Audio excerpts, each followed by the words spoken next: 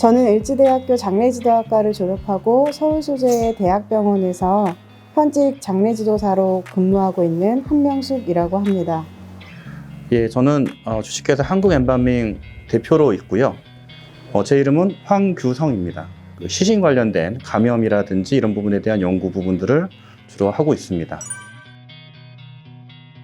일반 사망자분들은 염습 과정 중에서 고인분을 목욕시켜드리고 수의로 갈아입혀드린 다음에 관에 모시는 절차대로 염습 과정이 진행되고 있습니다.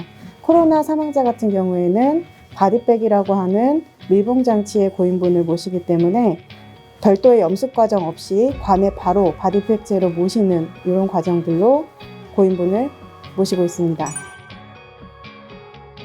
지금 정부 가이드라인에 따라서 저희는 코로나 고인분들을 바디백에 모신 채로 입관식을 진행을 하고 있고요.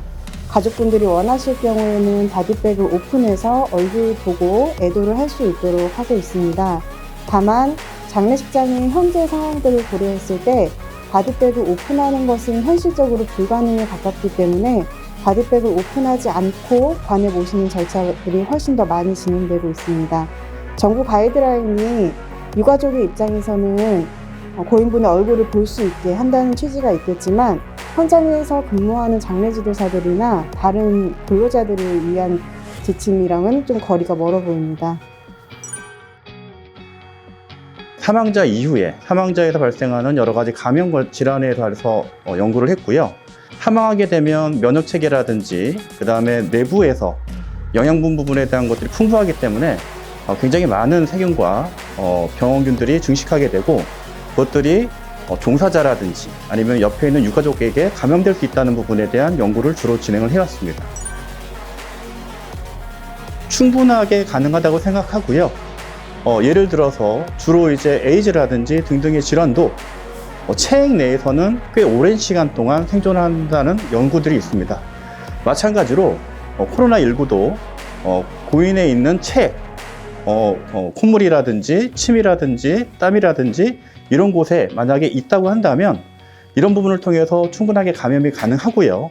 그때 만약에 옆에 유가족이나 장례지도사가 있다고 한다면 더 위험성 높게 감염될 가능성이 높다고 생각합니다.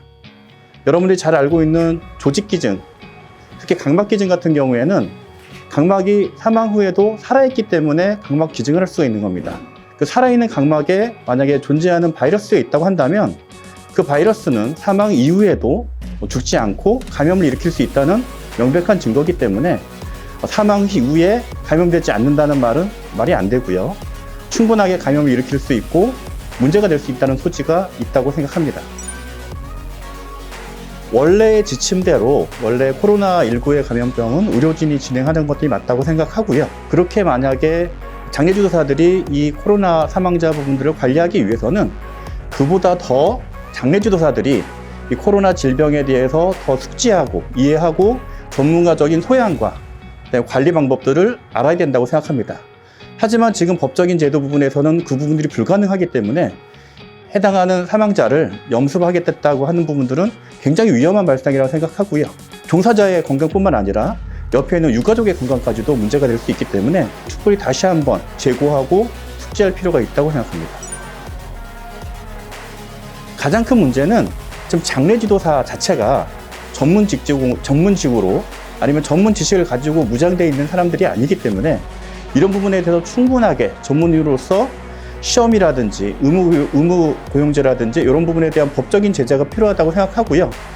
주기적으로 전염병 관리에 대한 교육과 그다음에 관리 방안 부분에 대한 것들을 지속적으로 유지해야 하는 부분에 대한 것들이 중요하다고 생각합니다.